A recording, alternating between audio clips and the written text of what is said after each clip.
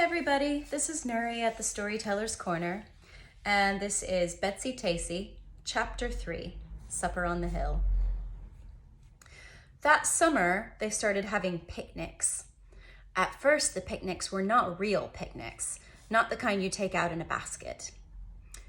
Betsy's father, serving the plates at the head of the table, would fill Betsy's plate with scrambled eggs and bread and butter and strawberries or whatever they had for supper.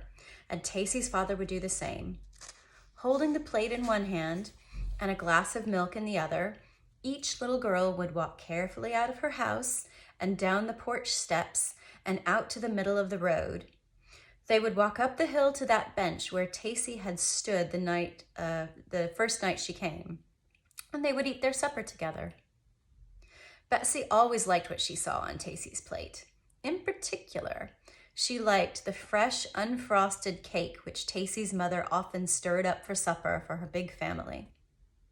Tacy knew that Betsy liked that cake, and she always divided her piece. And if baked beans or cornbread or something that Tacy liked lay on Betsy's plate, Betsy divided that too. While they ate, they watched the sun setting behind Tacy's house. Sometimes the west showed clouds like tiny pink feathers. Sometimes it showed purple mountains and green lakes. Sometimes the clouds were scarlet with gold around the edges. And Betsy liked to make up stories, so she made up stories about the sunset. When she couldn't think what to say next, Tacy helped her. Betsy always put herself and Tacy in the stories, like this. One night, two little girls named Betsy and Tacy were eating their supper on the hill. The hill was covered with flowers. They smelled sweet and were pink like the sky. The sky was covered with little pink feathers. "I wish," said Tacy, "that I had a feather for my hat." "Do you really?" asked Betsy. "Certainly I do," said Tacy. "I'll get you one," said Betsy. She stood up on the bench. They were through eating their suppers and had put their plates down in the grass. Betsy stood up on the bench and reached her hand out for a feather. Tacy said, "You can't reach that feather. It's way over our house." Betsy said, "I can so."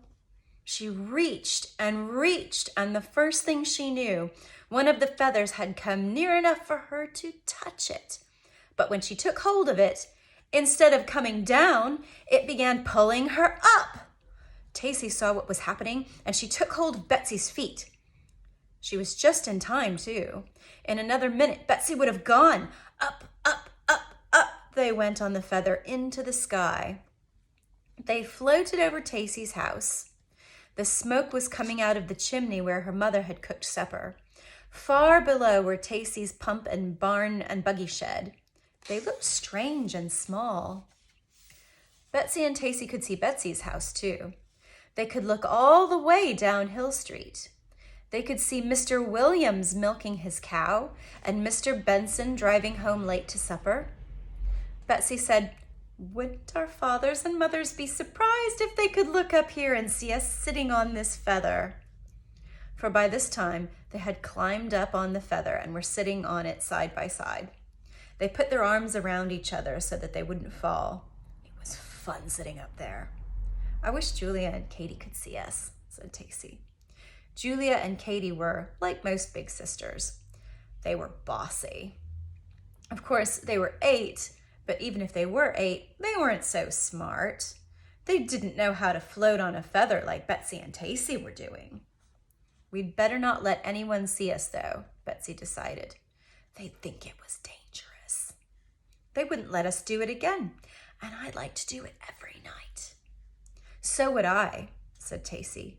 "Tomorrow night, let's float down over the town and see Front Street where the stores are." "And the river," said Betsy. "And the park," said Tacy.